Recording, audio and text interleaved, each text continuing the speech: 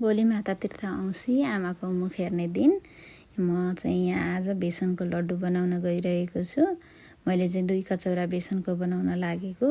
1 कचौरा बेसन घिउमा हालेर भुट्ने, एकछिनपछि भुटिसकेपछि फेरि अर्को कचौरा पनि हालेर बेसन हालेर घिउ हालेर भुट्ने। भुट्दाखेरि चाहिँ यो आगो सानो हुनुपर्छ। आगो ठुलो भयो भने चाहिँ डढ्छ, बिस्तारोसँग भुट्दै जाने। भुट्दै गएपछि यो चाहिँ रातो जस्तो हुन्छ अनि डढ्न चाहिँ दिनु हुँदैन। रातो भएर पाकिसकेपछि चाहिँ यसलाई ग्यासबाट निकाल्ने। यसरी रातो हुन्छ अनि त्यसपछि चिनीको धुलो पिसेर हाल्ने अनि चलाउने।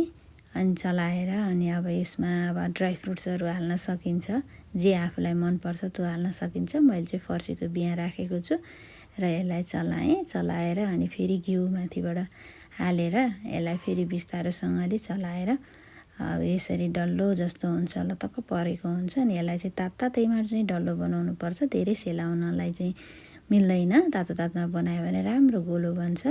यसरी मिठो बास्नादार हुन्छ र यसरी हाम्रो बेसनको लड्डु तयार हुन्छ। इन्जोय।